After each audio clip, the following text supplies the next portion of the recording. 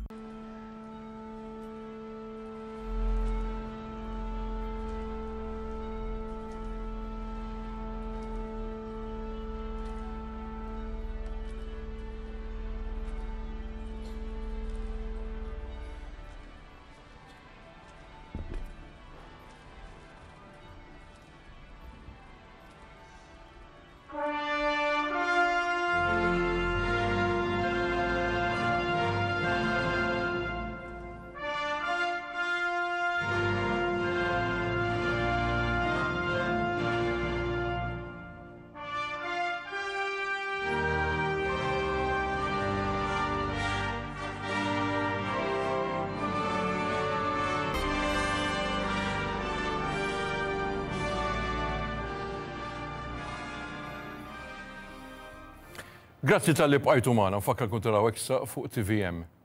Palma rajtu ħanibdew is-suġġett b'tema li naħseb ħafna minnkom ma stajtux ma titkellmux dwaru u kif ukoll ikun hemm ukoll ċertu tista' tgħid aċċettazzjoni jew aspettazzjoni, skużawni, għal dan l-avveniment li mhux biss rawa n-nies li jgħixu fir-Renju Unit, iżda anka nies Malta u d-dinja kollha. Miegħi biex nitkellem dwar dan is-suġġett, Katherine Ward, Kummissarju Għoli Ingliż għal Malta, thank you for finding the time. Obviously we are going to have let's say a conversation rather than a traditional interview about the event which we had an introduction. An introduction, I should mention that there are three things which sort of you can highlight from what we saw in that very short clip. As we talked, we'll be having some visuals and video of the event, but the fact that the crown in itself, which brought back a traditional, historical aspect to the coronation, the fact that the people who accompanied the crown were definitely not the people who would have seen in other coronations. And obviously the fact that beyond the tradition that this event, the whole event was very traditional, Westminster Abbey, home to so many coronations, there was a touch of, obviously, of what the king himself views as the modern world. Emphasis on race, unity, faith, environment. What's your first reaction, first of all, to the fact that after having seen what happened in the last 3 days, something which not only happened in the last days, the culmination to this event, there was a lot of preparation in your hands? So thank you for inviting me, Saviour. My first reaction is actually one of pride in my country, because I think one of the things that the UK pulls off spectacularly well are events like this of such huge magnitude. So we've had almost 100 heads of state in the UK for the coronation.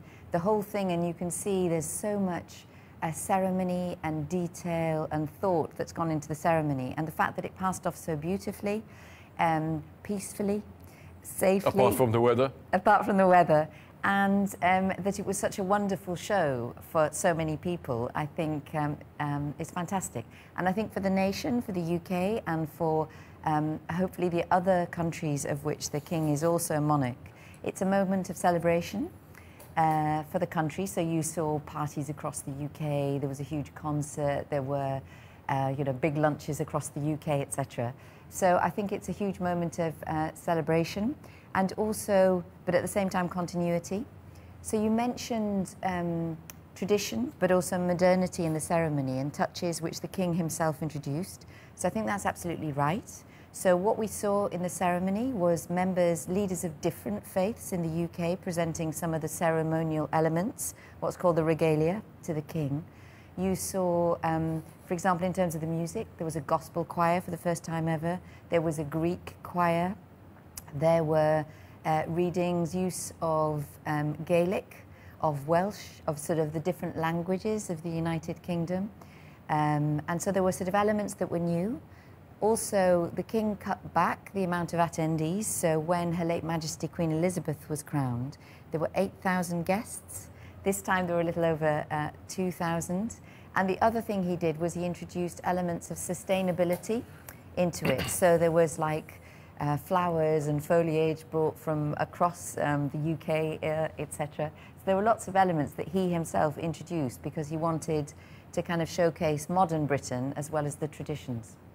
There is obviously the fact that this was a coronation which happened 70 years later. So I definitely wasn't around, and I believe you weren't around too. So, but obviously the 70 years after the coronation of Queen Elizabeth II, a lot has changed. A lot has changed in Britain, in the world, and also in society in general. And one would have expected also, perhaps not expected this attention to this coronation after the fact that the British Empire is no longer there. The monarchy has had a lot of questions about its existence. So the question I put to you is, are you pleasantly surprised at the way people have united and come together to basically embrace King Charles? So I'm not sure I'm surprised. I mean, I was looking at the polls in the United Kingdom about the popularity of the monarchy, and it's still over 2/3 of the population support the monarchy. But I think one of the things as well is that the King is also head of the Commonwealth, which is 56 countries. He is also the head of state of 14 other countries apart from the UK. And the British monarchy, I mean, I remember, I don't know whether you will have seen this as well in Malta, but if you ever refer to the Queen to anybody in the world, the only Queen, I think, that people think of most of the time is our late Queen, Elizabeth II. So I think the British monarchy is hugely famous and hugely appreciated around the world. And so I don't think that's changed. And what's interesting for me as well is to see to what extent the British population has really come together to support this coronation, because you might have wondered what might happen after Queen Elizabeth II, who was so popular and so loved. And in a sense, that love is coming through as well for her heirs. So I don't know whether you saw, there was a coronation concert, and Prince William gave a lovely speech at it to his father, and he talked about his mother looking down from on high, and he said he thought that she would be proud of her son, and he, as the King's son, said that he was proud of his father, not least for all the wonderful work he's done on the environment over the decades. So surprised not really being British, because I think I know the sort of depth of what the monarchy means to the British? But this particular point of what the monarchy means. So we're talking about basically a head of state to a certain extent, who has no executive powers. He cannot pass laws. He could potentially or possibly comment on laws, but he has very limited powers. However, he has great respect, and there is always this attention to what he says, or what his late mother would say. So it goes beyond symbolic. There is something over here very British also, I would say. I wouldn't say it happens to all the monarchs in the world. What is it? What is it that we're not seeing? What is it that makes the monarchy so special in Britain? I obviously can give an answer, but I mean, from your point of view, what makes the British monarchy so special, in spite of all the ups and downs that we've seen in recent years? No, I mean, it's interesting that there's still so much popular support for it, despite the ups and downs. And I think speaks to your point about what it represents. So for me, one of the things that we as British people love about the monarchy is that it is above politics. And it's something so enduring. It's something stable about our country. It's something that unites our country. So you saw, for example, in Her late Majesty's funeral, where the funeral procession went round the 4 nations of the United Kingdom. So that sense of unity and rising above, and so having a bigger reach, which is non-partisan, for us is really important. So I remember during the COVID pandemic, I don't know whether you remember this or saw it in Malta, but Her late Majesty gave this wonderful recorded interview in which she said to the British people, "We will meet again." And she sort of gave this wonderful calming message to the nation about the pandemic and how to deal with the pandemic. And she set such an extraordinary example as well about how to deal with it, or how even when she was in her last years, you know, she caught COVID right towards the end, but she was just quietly carrying on working. So she set an example of values and continuity and longevity and permanence in a way that politicians don't. And that's one of the things I think we love about the monarchy. So beyond the fact that we are not only a member of the Commonwealth, that is Malta as a member of the Commonwealth, there's also a special relationship to this family. It obviously not very far, literally perhaps 400 meters away from the studio. The late Queen Elizabeth lived in Villa Guardamangia. I would imagine Guardamangia was slightly more beautiful than it is today, but we won't go into that. And also, Prince Charles has a relationship to Malta. Yes, Prince Charles had a relationship to Malta, not as a king, but as prince, even from a very young age. And in fact, there are photographs and mementos to prove this. And he has even commented about his time in Malta, meeting politicians, but even personalities from the church, from the business community, cultural, etc., etc. So we Maltese have this nostalgia about this family. Does it really mean something, do you think, to the king, Malta per se, or is it just another Commonwealth country? I think Malta does really mean something to the king. I mean, I gave this example at the Royal British Legion dinner for the coronation a couple of nights ago. When I was honoured to be awarded an OBE a couple of years ago. And when I went, it was the king, then Prince Charles, who presented it to me. And as soon as he realised that I was now posted to Malta, he was immediately saying, "So what's happening in Malta? And what about this? And what about that?" And normally these things are quite brief. So you say 2 or 3 words and then they move you on. But because I was posted in Malta, the king sort of spoke to me for longer. And afterwards, his staff said to me, "Oh, that went very well, didn't you? You had a long conversation." But I think that was testimony to the interest in Malta.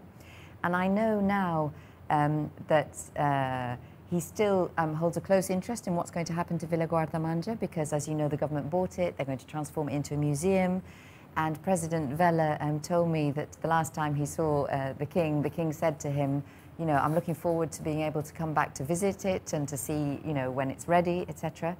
And I think the king, so in many ways, so there are things perhaps people might not know, or your viewers might not know about the king's links with Malta. So, for example, as you know, he's done lots of work with youth, and he created the Prince's Trust, which started in the UK as an alternative way of teaching, practical way of teaching young people. And then it was transformed to the Prince's International. And the first country in the world where it opened after the UK was Malta. The king, when he came on his last visit, I think in 2017, he partnered with Nature Trust to do a turtle release, for example. So you may not know, but Malta's gift to the king for the coronation is a donation to Nature Trust to sort of honour that link.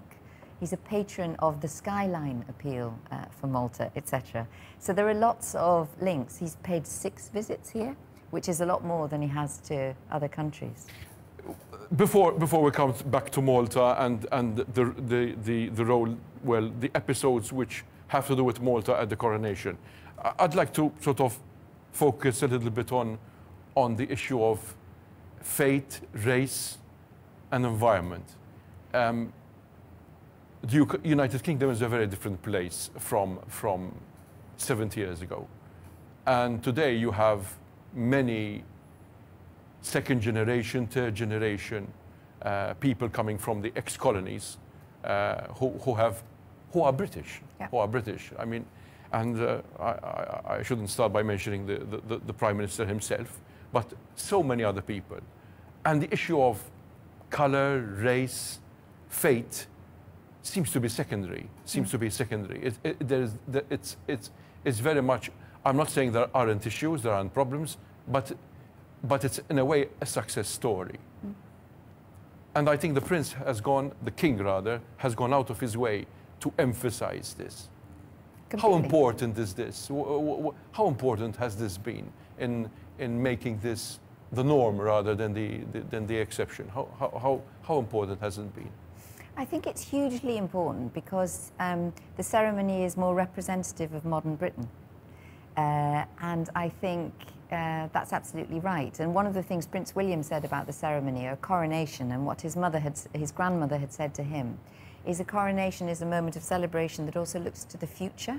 And so what the king is signalling in the way he's organised it and been so inclusive in the organisation of faith, of language, of religion, of colour, of heritage, etc., is to signal that that is, you know, modern Britain and the Britain of the future that we want to create and that we want, which is an inclusive, diverse, you know, representative country. The coronation itself was attended by many heads of state, also people who represented institutions.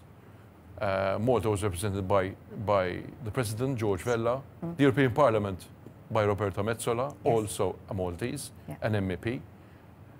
And Malta obviously played its little part as a Commonwealth nation. What was our role there in the coronation? Well, I think Malta was invited, obviously, so there was a special place for Commonwealth heads of state. So the President Vella will have attended not only the events for heads of state, but also for Commonwealth heads of state. So that, and there was a sort of separate, you'll have seen there's a separate photograph with the King and a separate event for Commonwealth heads of state, etc. So a special place reserved for the Commonwealth. But I'm sure when President Vella returns, he will tell stories of, you know, the conversations he's had with the King and what was said to him, because I think, coming back to this special connection, there is this special connection with Malta. So I'm sure that will come out in the anecdotes that we hear afterwards about the coronation. Okay, then the last question is hypothetical. Hypothetical. 70 years on, and we have a king. Rather, there is a king, and he's in his 70s. one says God save the king, and one would hope that he lives as long as is possible. But there is also the heir to the throne, Prince William. Yes. And Prince William seems to be the perfect heir to the throne. When I mean perfect, in the sense that it seems a robust family, everything seems to work fine, apart perhaps from what we hear about his friction with his brother. But how do you see the heir to the throne? How do you see Prince William in terms of now someone who has to even look more forward than his father? How do you see him as a future king in the years to come? So I think in years to come, when it's Prince William's turn, I think he will do a fantastic job with his wife Kate, and they're hugely popular and beloved in the UK. And you can already see in the ceremony and in the coronation concert, for example, the sort of continuity of the royal family. So you'll have seen that Prince William swore an oath of allegiance to his father in the ceremony itself. And he, at the coronation concert, you then saw him, he made this kind of lovely speech, and it was funny, where he sort of talked about being proud of his father, but he has also himself committed to king, to country, to the Commonwealth. So he's taking his oath, and he's already taking his place as heir to the throne, and I'm sure they will do a wonderful job. And I think you've seen this weekend, the working members of the royal family are all out and about supporting all sorts of events across the UK. So I think the future is pretty bright for the monarchy. At least after all the ups and downs related to Brexit, we won't go there, and also all the other political and financial issues that rocked, and the pandemic itself. This probably, as many commentators said, was basically a breath of fresh air, a reason to smile, to celebrate. Yes, completely. Thank you for being with us. You're welcome. I hope that we will have another occasion to talk, perhaps not about the monarchy, but about other issues pertaining to international matters, Maltese matters, and hopefully we'll be still king watching, right, for the days to come. Ibqaw magħna inkomplu diskussjoni suġġett kompletament differenti wara l-break.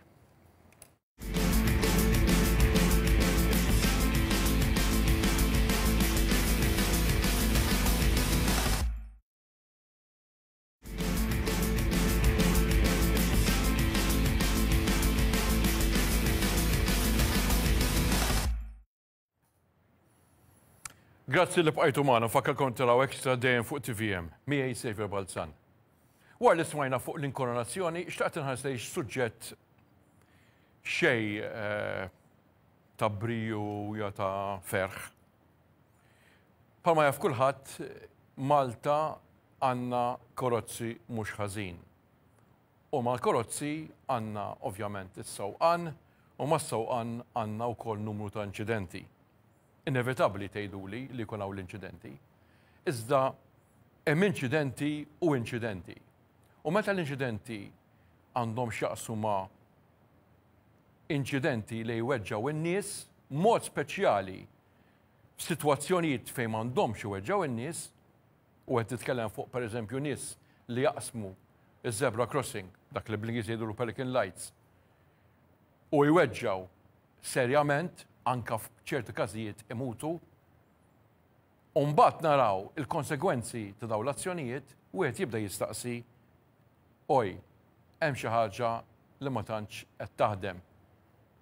Jixtaqt nieħu silta minn dak li qal deputat parlamentari fil-Parlament, suġġett li ċertament m'għandu ebda kulur politiku, minkejja li dat deputat parlamentari jirrappreżenta partit politiku partikolari, jiena mhux qed inħares liha bħala issue jew tema politika, iżda dwar għarfien li l-affarijiet iridu jinbidlu.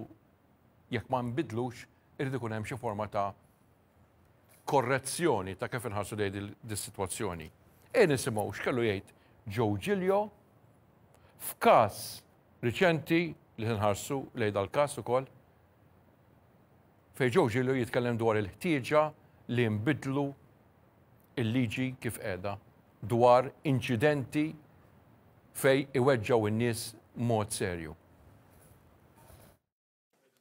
Riċentement daw l-aħħar ġranet ukoll sur maġistrat kienaw kritika lejn sitwazzjoni ta' xufier ta' vettura li tajjar mara waqt li hija kienet qiegħda fuq zebra crossing qed taqsam it-triq ix-xatt ta' Sliema. Kien hemm kritika għas-sentenza li ngħatat f'dak il-każ. Naħseb nistgħu nibdew naħsbu jekk nindirizzawx ukoll l-artiklu 226 tal-Kodiċi Kriminali tagħna billi naraw jekk il-pieni illi hemm stabbiliti fil-kodiċi tagħna għal min waqt li jkun qiegħed isuq ikorri lil xi ħadd ieħor u mhix pieni li qegħdin jirriflettu ir-realtajiet li aħna għandna llum. Irridu naħsbu wkoll nikkonċentraw jekk il-leġiżlazzjoni li għandna fil-kodiċi kriminali tagħna aktar milli fl-ordinanza dwar it-traffiku qegħdix isservi ta' deterrent u ta' deterrent veru biex ma narġawx naraw din is-sena bħalma rajna is-sena li għaddiet rekord ta' persuni li mietu fit-toroq u ammont enormi u kbir ta' nies illi weġġaw waqt li kienu qegħdin fit-toroq tagħna. Hemmhekk ukoll jeħtieġ illi nindirizzaw din l-erja u naraw pereżempju jekk għandniex nibdew nikkunsidraw pieni differenti skont il-grad tal-ħsara li tkun saret lil pedestrian li tkun saret lil persuna l-oħra li tkun korriet u weġġat minħabba is-sewqan traskurat ta' ħadd ieħor. Fi kliem ieħor, qiegħed hawnhekk nissuġġerixxi u niftaħ diskussjoni dwar jekk l-artiklu 226 tal-Kodiċi Kriminali tagħna għandu xi jipprovdi pieni li jkunu mhux biss pieni fuq jekk il-ferita x'ħafifa jew gravi, iżda li bdew ikollna pieni dwar jekk kienet ħafifa, kemm kienet ħafifa u jekk kienet gravi, kemm kienet gravi. Għax huwa mod illi inti jkollok persuna illi konsegwenza ta' inċident ta' traffiku, konsegwenza ta' sewqan traskurat ta' ħadd ieħor jispiċċa pereżempju jkollu diżabilità permanenti ta' 6-7% għax sofra minn whiplash. Imma persuna illi tkun involuta f'inċident ta' traffiku u li jkollha pereżempju diżabilità permanenti ta' 50%, ġifieri il-ġisem tagħha, l-impatt fuq il-ġisem tagħha ta' dik il-kolliżjoni kien ferm ikbar, hija sitwazzjoni fejn hija suġġetta għall-istess pena daqs dak illi kaġuna il-whiplash. Ma allura li qed innejdu hawnhekk u li qegħdin nissuġġerixxu hawnhekk illi għandna nħarsu lejn il-kodiċi kriminali tagħna u nibdew naraw jekk huwiex għaqli illi nagħtu diskrezzjoni u nbidlu l-pieni fuq dawn ir-reati skont il-gravità tal-ħsara li tkun saret lill-persuna illi hija vittma ta' inċident ta' traffiku. Għaliex kif qiegħda sitwazzjoni bħalissa kulħadd qiegħed fl-istess keffa. Jiġifieri, ikunu xi jkunu l-konsegwenzi illi sewwieq illi jkun qed isuq b'mod traskurat iġib fuq persuna oħra kemm jekk ikorriħ b'mod illi kważi tefgħu f'wiċċar għall-omru. Kif ukoll jekk ikorriħ sempliċement għax kisillu siequ ma wara xarej tlieta beda u mar lura b'mod normali, il-piena li tipprovdi l-liġi tagħna hija l-istess. Hemmhekk smajna l-Joe Giglio li tkellem u nerġa' intenni.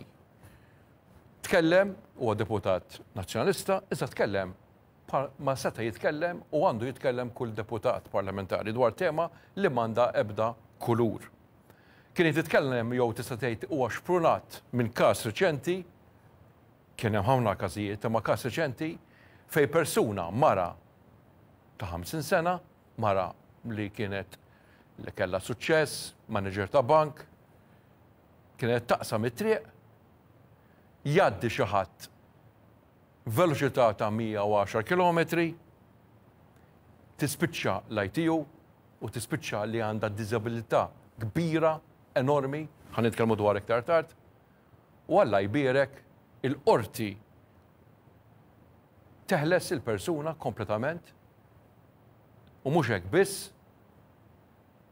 biss, fejn tista' l-qorti bil-limitazzjonijiet tal-liġi li għandna timponi xi forma ta' azzjoni, jiġifieri qed titkellem fuq l-inqas azzjoni tkun priġunerija ta' sena, jew nkella multa ta' daqsxejn fuq minn 4,000 euro, ma tagħmilx hekk.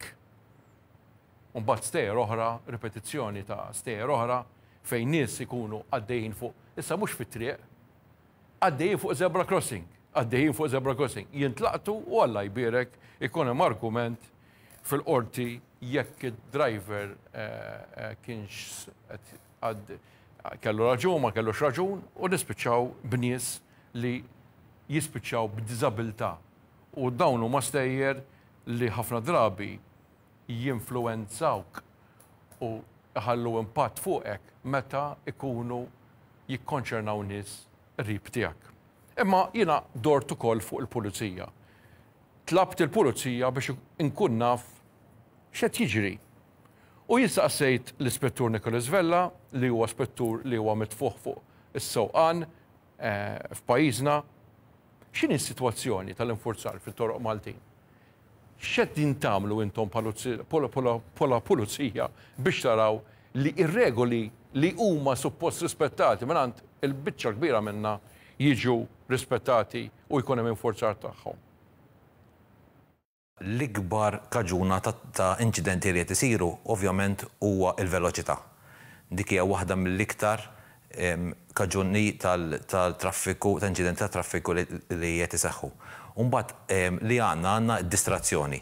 Meta nsemmu distrazzjoni tista' tkun kwalinkwa ħaġa, imma l-iktar distrazzjoni li qed tikkawża inċidenti hija l-użu tal-mobile phone. Dik hija waħda mill-iktar affarijiet li kaġuna inċidenti. Mbagħad għandek ukoll sewqan taħt influwenza kemm tal-alkoħol u kemm tad-droga li dik tista' ġiel persuna ma jaġġixxix kif jaġixxi s-soltu. U bekk dawn l-inċidenti tiseħħu minħabba f'hekk.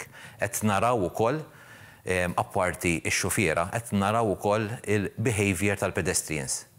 Għax ukoll jista' jkun hemm xi istanzi li l-aġir tal-pedestrians jista' jkun ukoll joħloq inċidenti. Imbagħad staqsejt il-Nicholas Vella, l-Ispettur Nicholas Vella, dwar il-numru ta' inċidenti fatali jew serji. U għalfejn qed naraw din iż-żieda, issa ovvjament il-mistoqsija għal din ir-risposta għal din il-mistoqsija tista' tgħidha waħda sempliċi, iktar karozzi, iktar traffiku, inqas paċenzja, iktar nies qed jaġlu, qed isuqu baġla u veloċità kbira. Ma naraw x'qal Nicholas Vella.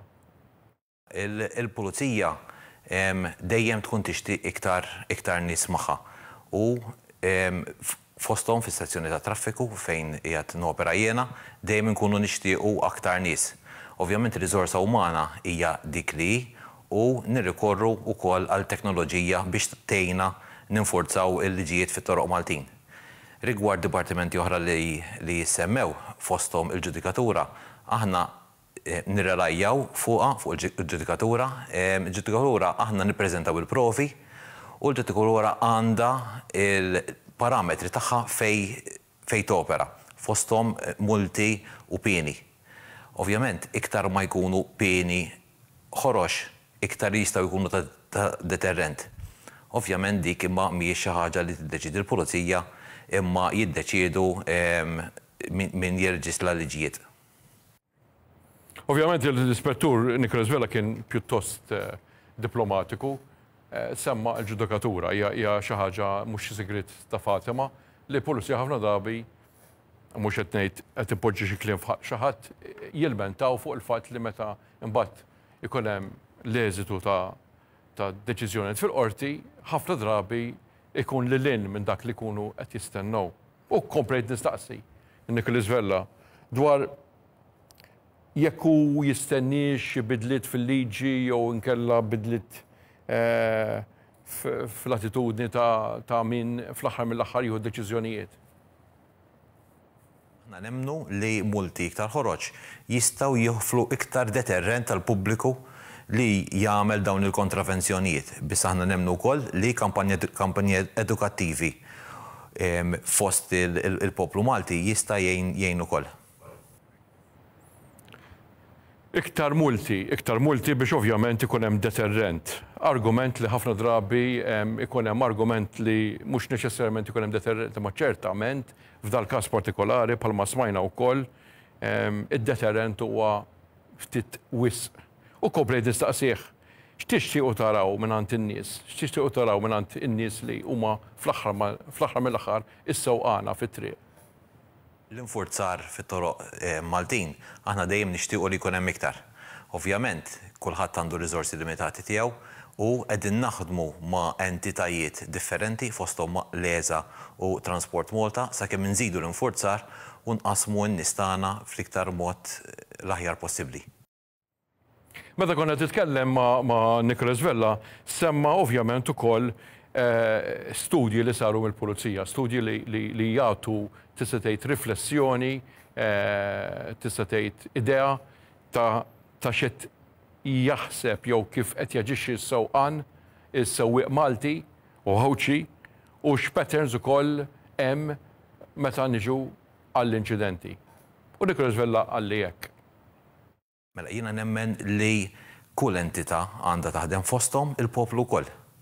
Għax il-poplu għandu jgħin u kemm jista' jkun iktar sikur fit-toroq. Għax mhux li tkun hemm l-infurzar, għandha wkoll li il-poplu jkun jaf x'għandu jagħmel fit-toroq.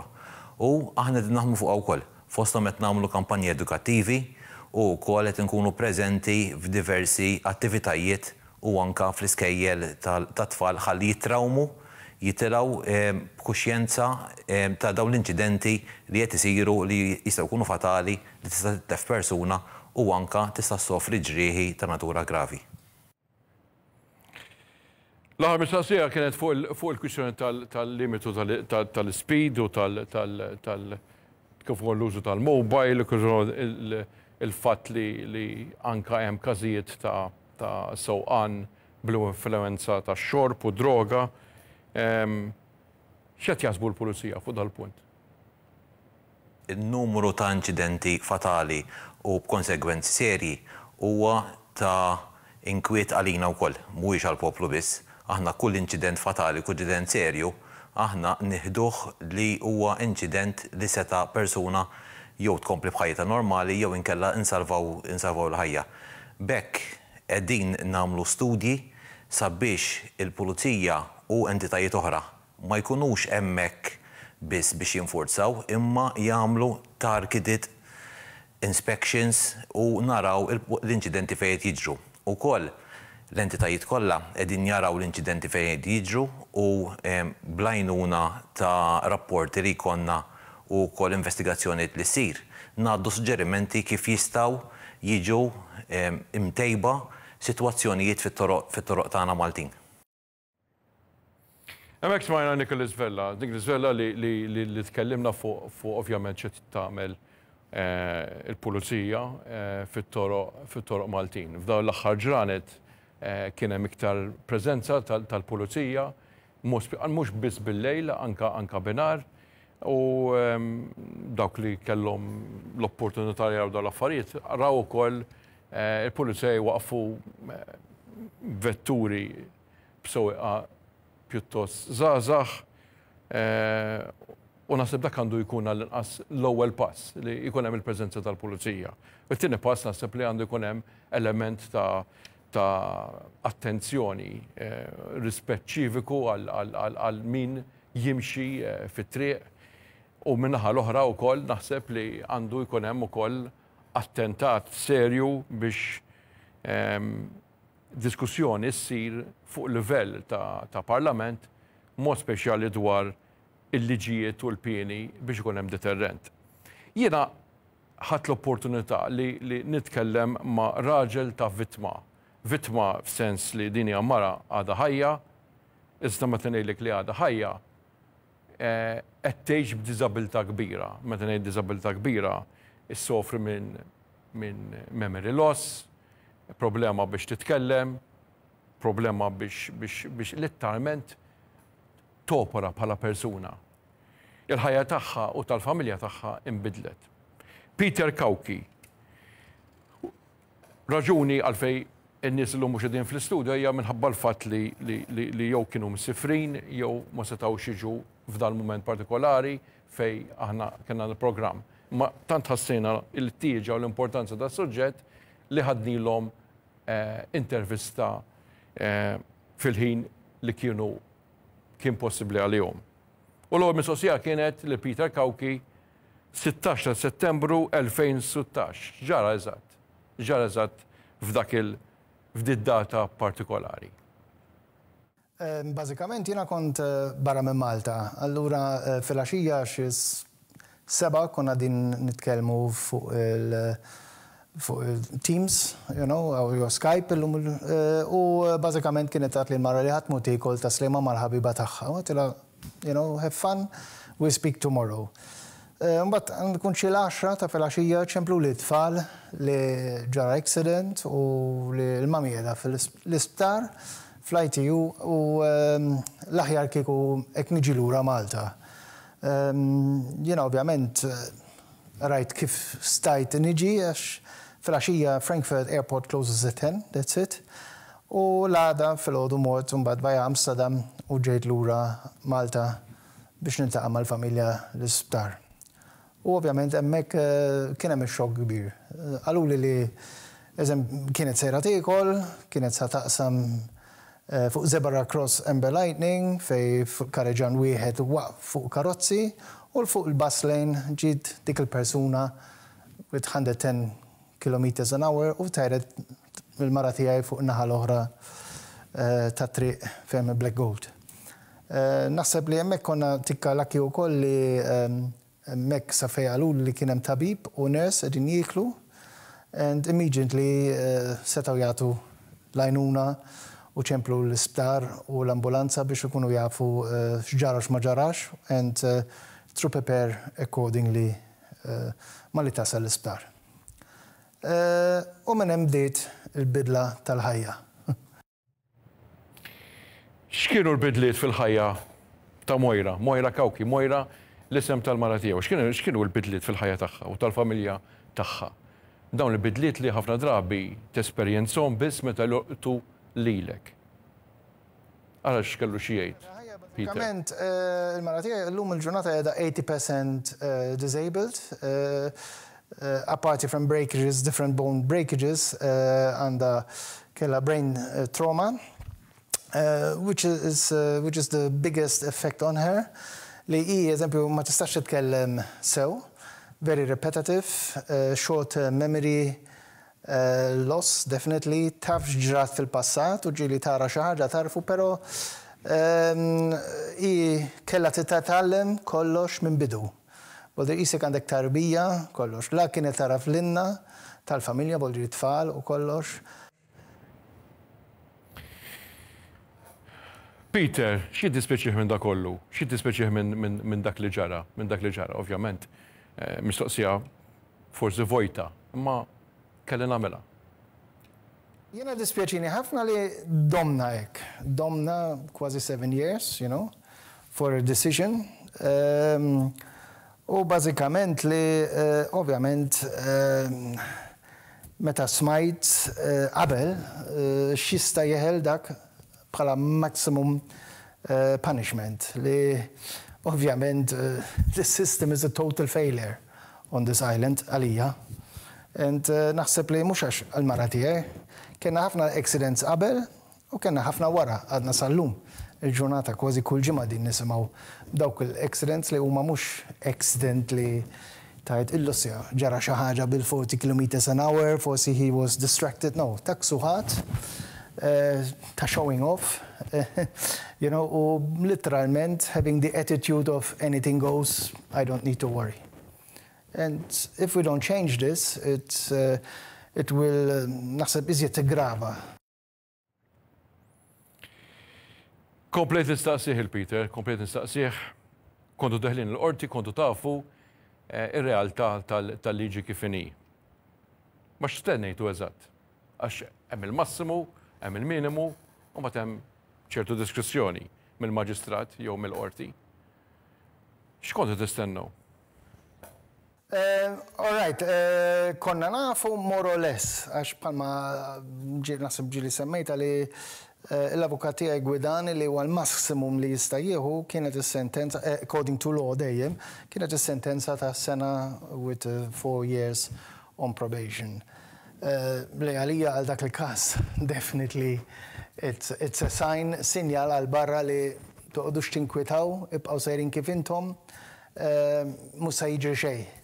Id-disappunt kien li aħna klabna għal 5 years withdrawal ta' licenzja li kull ma tagħtu 3 u ovvjament il-fine ta' 1,200 euros.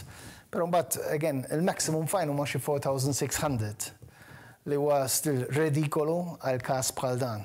Qed ngħidlek again it's not li xi ħadd with 40 kilometers ħares l-isfel jew ħares mal-ġenb u ma rax persuna, xorta l-persuna tista' tweġġa', imma dak għandha bil-110, you know, which is bażikament għalija minix avukat imma attempted murder. Ovvjament, mhijiex kwistjoni ta' biex nikkoreġi ftit, għalkemm mhux ma nħoss li għandi nikkoreġi xejn, imma mhux każ ta' attempted murder, kien hemm xi ħaġa involontarja, ma xorta waħda dak l-att involontarju wassal għal konsegwenzi serji. U jena ġajt staqsejt il-Peter, imma il-fattur tal-maġistrat biex ma jagħtix biex ma tingħatax il-pena massima kienet marbuta mal-fatt li s-sewwieq kien ta' ċertu ta' età żgħira. Jien dejjem ngħid li f'dal-pajjiż għandna ċertu jisna nabbraċċjaw il-fatt għax tkun żgħir biss, ma jekk tkun daqsxejn anzjan jew ta' ċertu età bħali ħolxa li kuġib iż-żejt. Imma x'kellu xejn Peter fuq dan il-każ partikolari, deċiżjoni marbuta mal-età tal-persuna? Ħanajdu hekk, letdown kbira mill-ġustizzja, mill-maġistrata meta ħaġet għall-età, għax ħanajdu hekk, la inti tista' tagħmel il-liċenzja meta jkollok 18, inti responsabbli li tissuq karozza u f'pajjiżi tal-Ewropa il-karozza hija arma. F'ħafna pajjiżi u sfortunatament hawn Malta le. Hawn Malta it's more or less a joyride. You know, again, diri ngħidha kull ġimgħa din nisimgħu b'xi ħaġa u sfortunatament ta' ċerti nies li they think they're either above of the law or we can do everything and we don't mind, you know. L-aħħar mistoqsija kien marbuta x'qed tistennew mill-ġustizzja issa. Ta' min ngħid li anke l-privileġġ li kellhom il-ġurnalista li biex jirrapportaw dan is-suġġett partikolari u din mhux l-ewwel darba li tiġri għax kulħadd jitkellem fuq dal-realtà. Il-realtà hija li meta jkun hemm deċiżjoni fil-qorti hemm ċertu privileġġ li tirrapporta dak li jkun. Pereżempju jekk nitlef l-ibel, isemmu li jintlef l-ibel. Jekk nirbaħ l-ibel, tista' semmi li nirbaħt l-ibel. L-argument huwa li anka di nies qrib is-sewwieq li għadda b'110 km anka ċemplu jeddu letteralment il-ġurnalisti għax irrapportaw dan is-suġġett. Ma kienx biżżejjed li jkun hemm sentenza li ma tantx hija waħda ta' min wieħed jiftaħar biha. X'qed jistenna Peter mill-ġustizzja? Ħanajdu hekk, aħna ma tantx qegħdin nistennew ħafna għax il-każ more or less inqatat. We're still sourcing out our possibilities, so it's not the end, għalina. We're still working on it. Il-ġustizzja, ovvjament, I think li n-nies li għamlu liġi, il-gvern, irid ipoġġi bil-qiegħda, take this subject seriously, għax if not, ħajkonna iżjed accidents hekk, nies ħajweġġaw, nies ħajmutu, and people will get away with anything.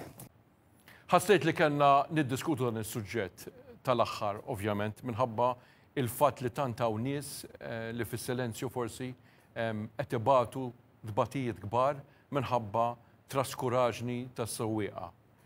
Hija naħseb ir-responsabilità tal-parlamentari li jaraw kif jindirizzaw il-liġi preżenti biex ikun hemm deterrent u kif ukoll biex l-istituzzjonijiet mod speċjali il-pulizija u l-ġudikatura jaraw kif jistgħu wkoll mhux biss jaħdmu flimkien, imma jaraw li min verament kien traskurat jingħata dak li ħaqqu. Suġġett delikat, suġġett li verament mhix xi ħaġa pjaċevoli, ma naħseb ħassejt il-bżonn li niddiskutu u nħarsu lejn dawn it-traċedji personali. Ibqgħu magħna l-aħħar suġġett fuq tema differenti imma wkoll li taffettwa in-nies mod pjuttost serju. Wara il-ġingil.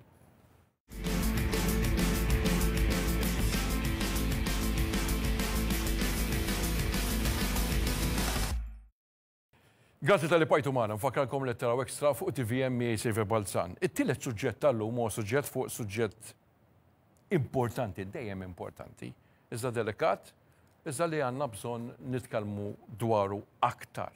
U biex nitkellmu fuq dan is-suġġett fil-ħin li fadlilna, Natalie Mouchon, Natalie Stockhausen Mouchon, because I was informed that since we last talked or you have married. Yes.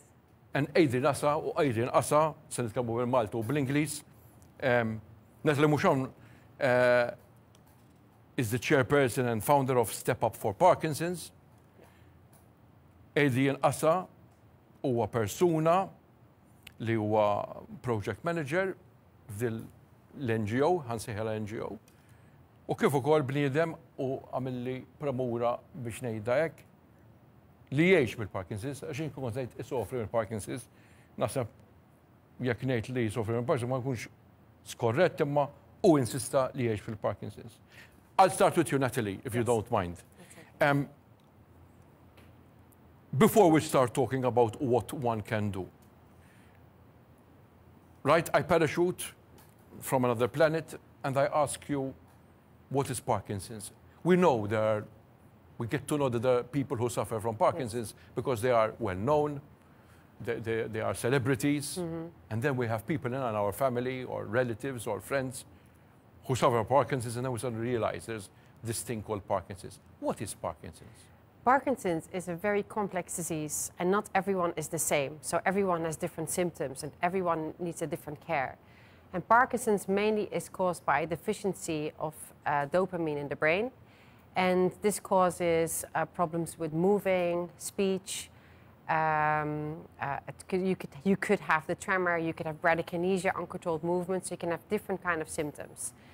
Depression, anxiety, digestion problems. The problem with Parkinson's is, in my opinion, is that there is still a lot of stigma about what Parkinson is, and often people don't know about Parkinson's. For example, when you have Parkinson's disease, it could happen that you lose your facial expression. So it could seem that sometimes you're not interested or that you're sad or grumpy, and it changes the complete quality of life of the person who this happens to, because it looks like you're not smiling to your grandchild, for example. And because of the lack of education, in my opinion, around the world of Parkinson's, lack of awareness, yeah, there's a stigma. So there's a stigma. And you've been a motor for quite some time, right? Yes. As we all say, you either fall in love with Malta or you don't fall in love. There's no gray. There's either white or black. But what made you start to work on this subject? What triggered it off? What was the reason? So the reason is that I used to be a professional dancer. Dancing is my passion, and I've worked my whole life as a dancer and studied it. I wanted to help people through dance. And my aunt, the sister of my mother, her partner, Cor, had Parkinson, and he passed away. And then she walked a pilgrimage from Amsterdam to Rome. So I didn't live in the same country as them at the time, but it was, of course, part of my family. And we also visited her on her walk. And then when I went back to university to study dance in a different way, I found out what they do in America, Dance for Parkinson's. And the moment I saw the first video, I'm not joking, the person interviewed in America is wearing a T-shirt with the Maltese cross. And for me, I just was like, okay, this is it. And I dedicated my whole life and studies since then, 2015, to this. Adrian, inti teħx mal-Parkinson's, jina għetlek is-sofri mal-Parkinson's, Imminti xorta waħda qabel il-programm qed li jiena minħabba l-Parkinson's imbagħad irnexxi li nagħmel affarijiet oħra. Imma lil minn dak kollu inti iddeċidejt biex mhux biss taffronta din ir-realtà, iżda li tgħin ħaddieħor. Eżattament. U tgħin ħaddieħor bil-weġġat tiegħek jew bl-esperjenzi tiegħek, qed nipprova nkun kemm jista' jkun fair, jew għax tgħinek ukoll. Ġifieri tgħinek ukoll għandi nifhem ukoll li l-fatt li inti qed tgħin il-ħaddieħor qed tgħin lilek innifsek ukoll. Jiena għandi l-Parkinson's, però l-Parkinson's m'għandix lili. Tajjeb, id-differenza hija li jekk jiena noqgħod ngħid li l-nifsi bħalma jiena dom 3 snin sakemm ġejt to terms biex aċċettajt il-kondizzjoni, ġifieri ma kienx mhux illum ġejt diagnosed u għadha bdejt nirraġuna hekk. Ma wara 3 snin ngħix b'din il-kondizzjoni fej kien ikolli anki momenti diffiċli psikoloġiċi, jiena iddeċidejt li rrid nagħmel xi ħaġa. U bdejt inħares it-tazza nofsa mimlija mhux nofsa vojta, u dan huwa messaġġ pożittiv li nipprova nwassal lil ħaddieħor. U awtomatikament bl-esperjenza persi fil-ħajja mit-tant affarijiet, speċjalment fil-qasam sportiv. Bl-esperjenza li għandi, bl-skills tiegħi, nipprova nuża din l-esperjenza, din determinazzjoni l-ħeġġa tiegħi biex ngħin il-ħaddieħor u awtomatikament dik is-servizz ta' terapija li nnifsi. U fil-fatt verament, grazzi għal Step Up for Parkinson's, l-organizzazzjoni li waqfa minna tal-Muxam, din qed tini opportunità ta' healing. L-organizzazzjoni tini l-opportunità li nagħmel ħafna xogħol għal ħaddieħor u awtomatikament qed inħossni infiq jiena stess. Il-persuni bil-Parkinson's huma persuni illi jidraw jew jitalmu japprezzaw aktar il-ħajja u dan huwa l-messaġġ nipprova nwasslu. Tapprezza aktar il-ħajja u tagħmel xi ħaġa għaliex ma jfissirx li inti jkollok il-Parkinson's hija xi death sentence di mhix sentenza tal-mewt, inti ma tmux bil-Parkinson's. Vera l-kondizzjoni m'hemmx kura għaliha, veru kif semmit anke li hemm diversi sintomi madwar 40 b'kollox li wieħed jista' jkollu massimu. Tajjeb, ma jfissirx li kull persuna hija l-istess, kull individwu differenti. U l-etajiet ta' jien għandi 54 sena u ma biss 10% ta' persuni għandhom il-Parkinson's li huma tal-età tiegħi jew inqas. Normalment ikunu iktar Parkinson's nafu iktar għandha x'taqsam ma' persuni iktar anzjani fl-età. Allora meta inti tkun għadek taħdem, tkun għadek raġel tal-familja, tkun għadek tmur taqla l-flus biex tajjiex il-familja tiegħek, tittamel sforz ikbar, ma tistax tajt jiena noqgħod fis-sodda u għax għandi l-Parkinson's ma nagħmel xejn iktar. U l-fatt li allura meta jiena nafu nħares qudiem wiċċi, naf li filgħodu pereżempju meta nqum filgħodu nqum riġidu. Sakemm il-mediċina tibda taħdem, ġifieri il-mediċina ma tibdix taħdem hekk ċumbum, imma ġieli ndum sija u nofs sakemm niġi tiegħi. Meta nqum jiena nħoss ċertu urġieħ muskolari fuq naħta l-lemin tiegħi. Nħoss riġidità, inkaxkar biex nimxi biex imur tal-kamra tal-banju, ġieli kolli bżonn għajnuna biex il-mara tiegħi tgħinni nagħmel iċ-ċunturin jew tgħinni naqfel il-buttuni tal-qmis. Għax ma jkollix kontroll ħabba nuqqas dopamina li jkolli sakemm tibda taħdem il-mediċina. Imma mbagħad jiena nħares lejn il-ġurnata qudiemi b'mod pożittiv. U fil-fatt l-ewwel ħaġa li nagħmel bħala project manager Step Up for Parkinson's inkwadni fis-sodda jiġifieri, naqbad il-mobile nibgħat messaġġ pożittiv, messaġġ ta' motivazzjoni lill-komunità kollha tal-Parkinson's hawn Malta. Il-mistoqsija nix nagħmel qabel ma ndur fuq Natali. In-nies ta' madwarek, kif tkun trid in-nies ta' madwarek li m'għandhomx Parkinson's? Kif tkun tridhom iħarsu lejk? Mistoqsija tajba ħafna, jiena ma nħux gost li xi ħadd jitħassarni. Għax din mhix xi ħaġa titħassar, xi ħaġa li trid tifhimni u tgħinni jekk jien għandi l-Parkinson's. Sfortunatament, u din esperjenzajta hawn Malta fuq il-post tax-xogħol u hawn minnu bħali nies ta' 45 sena fuq il-post tax-xogħol hawn Malta qed nitkellmu mhux f'pajjiż tat-tieddinja, illi minħabba li l-Parkinson's f'ċertu ħin tal-ġurnata tnaqqaslek mill-output tiegħek. Sfortunatament hemm diretturi, managers li ma jifhmux li inti tkun forsi xi ftit tajjin jew inkella ma tkunx qed tipperformja kif suppost minħabba din il-kwistjoni ta' inti għandek on and off. Ġrid tkun on bħalma nispera li jgħatom bħalissa xħat il-medicina u diġi tkun off. Ġviri inti għattejt. Għawn qasta understanding, għawn qasta tolleranza. Għarfien 100%. għal-realtajiet ta' persuna li għadu fuq il-post ta' xogħol. Eżattament. Najdek din bil-Saviour. Meta jkollok direttur u ġi esperienzajta ftit xurilu, fil-fatt kellim biddel post ta' xogħol tiegħi.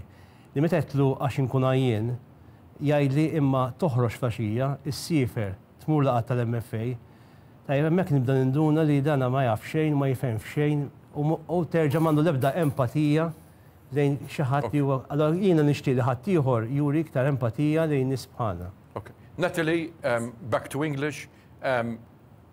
You should learn Maltese. You should learn Maltese. But back to you. The number of people suffering from Parkinson's is not an irrelevant number. It's even if there's only one person. But what are we talking about today? What are we talking about in terms of the type of people, the numbers, if there's an issue between if it's related to one gender, to one category? Globally, Parkinson's disease is the fastest growing neurodegenerative disease in the world. And it's growing really fast. We had the numbers, Adrian, we had 1,700 and... At the moment, 1,797. Exactly. And it's increasing 1% per month. Exactly, 1% per month. So it's really fast growing. Actually, there is internationally a campaign going around on how we can fight Parkinson's disease. There's genetics, of course, and one cause that people are at the moment discussing and there's been a lot of research into this is pesticides, environmental factors, chemicals, the way we're living. But of course, I don't want to. I'm not saying that it's not interesting to find out the causes of Parkinson's. Yes, yes. But at this point, I'd like to focus in the time we have on what lies ahead for people with Parkinson's. We're not going to talk about the medical aspect. We're going to talk about the reason I invited both of you here is that you are involved in working with people with Parkinson's, and you use methods which are not traditional. So basically, with the organization, we give free specialized movement classes to people with Parkinson's disease and their carers. And at the moment, we are in the process of setting up a center in Malta. It's not a center where you go for a retreat, but it's basically we're going to be training in Malta physiotherapists, nurses, occupational therapists, and speech therapists to become specialized in Parkinson's disease. And we're doing this together with ParkinsonNet from Holland. We want to offer people with Parkinson's disease a person-centered care, which means that there's a discussion going on about how do you feel, what do you need. And we want to, at the same time, in our center, we want to make sure that we also advertise all the other organizations such as Malta Parkinson's. They do educational programs, meetings, Tai Chi for Parkinson's. There is boxing for Parkinson's, so that we make sure that everyone with Parkinson's in Malta knows what there is, how they can improve their lives, what kind of, an education. So we really want to give them back their sense of agency within their own care. So they can say, okay, dance doesn't work for me, I'm going to go to boxing. I have a specialized physio, I have a specialized nurse, the nurse can come to home. And that not only the person with Parkinson's gets proper education about how they can improve the quality of life, but also the family members. How does a caregiver deal with this? And yeah. And when you say you have this plan, what are we talking about timeline? As a timeline, very briefly. We already moved into the location, which is in Nashar, in the Mediterranean Brain and Spine Center at the Hilltop. Our clinic is in the back. We have a new managing director, but our team is getting bigger. And we are training, we're at the moment in the process of organizing with all the different NGOs and associations in Malta to get as many people as possible to join the training. Yes, yes. Can I finish? Yes, yes. And we will be operating, giving the care from October onwards. So the summer is all preparation, HR, etc. Mela, l-aħħar żewġ mistoqsijiet, Adrian. Tajtni għamilt li jisu intender li nidiskutu dal-punt. Xej ma jiġib kombinazzjoni, jirridu kun għamil ħeġġa tan-nies, determinazzjoni ta' nies palkom, imma hemm ukoll l-element ta' flus. l-għajnuna. Diġà semmitna li hemm rabta ma' għaqdiet barra minn Malta, l-Olanda, Natalie mhux hija Olandiża, imma għandi nifhem l-Istat ukoll għandu jintervjeni. X'qed tistennew mill-Istat fuq dal-punt? Fil-qosor, Adrian. Ovvjament nixtiequ li l-awtoritajiet jifhmu iktar illi minħabba in-numri kbar li kważi 2000 ruħ jgħixu bil-Parkinson u kif għedna diġà din in-numru dejjem qiegħed jikber xahar wara xahar. U dawn huma minn statistika uffiċjali, ġifieri mhux invventajnihom aħna. Nixtiequ li l-awtoritajiet jifhmu li nies bil-Parkinson għandhom bżonn kura speċjalizzata. Li f'pajjiżna m'għandniex biżżejjed. Ġifieri għandna, ovvjament inti tista' tagħmel appuntament ma' konsulent neuroloġiku u ddum tistenna xi 8 xhur l-appuntament. Tista' tagħmel jekk issib post għal fiżjoterapija, tajjeb jiena mmur darba f'xahar, St. Luke's. Imma dik il-kura speċjalizzata, per esempio nurse kura kontinwa. Kontinwa u speċjalizzata m'għandniex. U li nixtiequ hija diġà għamilna taħdidiet mal-awtoritajiet governattivi, mal-Ministeru tas-Saħħa. Konna qbilna fil-prinċipju mal-Ministru Chris Fearn illi huma il-Gvern aħna noħorġu 70% tal-ispiża totali u l-Gvern joħroġ 30%. Iżda mbagħad sussegwentement meta kien taħdidiet oħrajn ma wasalniex għaliex il-figura ta' il-budget għalunna li m'għandhomx budget u offrewna biss sigħat madwar 10 sigħat ta' fiżjoterapija fil-ġimgħa. Li għalina mhux biżżejjed, aħna rridu xi ħaġa professjonali u approach. Tista' tini qabel ma nagħlqu idea ta' x'tip ta' budget qed nitkellmu meta nitkellmu 30%. Meta aħna għamilna l-proposti tagħna l-business plan kif konna mitlubin mill-Ministru Dr. Chris Fearn, rajna li dan il-proġett kien se jiswa 400,000 fis-sena u tlabna lill-Gvern għajnuna ta' 140,000 fis-sena. Hija ħaġa ovvjament interessanti li gruppijiet bħalkom, NGOs bħalkom li jieħdu l-inizjattiva kemm il-darba jidhru fuq dan il-programm u jitkellmu dwar il-ħeġġa iżda mbagħad biex ikun hemm id-deċiżjoni dejjem ikun hemm jisu l-ostakli. Jiġifieri inti qed tgħidli li qed nitkellmu fuq kontribuzzjoni ta' 140,000. 140,000 li realistikament fil-kuntest fil-kuntest tal-infiq totali naħseb hija qatra fl-oċean. Ħanati l-aħħar spazju lil Natalie. The last question is for you, Natalie. Thank you. There is one important element in the sort of the life of people per se, and it's called hope. Yes. Hope. Everybody lives on this thread called hope. Someone like Adrian lives with Parkinson's. I learned a lesson today, not suffers, lives with Parkinson's. Yes. What hope is there? What hope can you give that person? I believe that everyone with Parkinson's can have a good quality of life and that we can give them hope. But they need a team and they need the right care and the community and to meet people like them and to have fun and to not feel different because they're not the same person, they just have this condition. And we know that scientifically proven with a person-centered specialized care with what we're doing with Parkinson, you can have a better quality of life and you can live as you always did, but differently.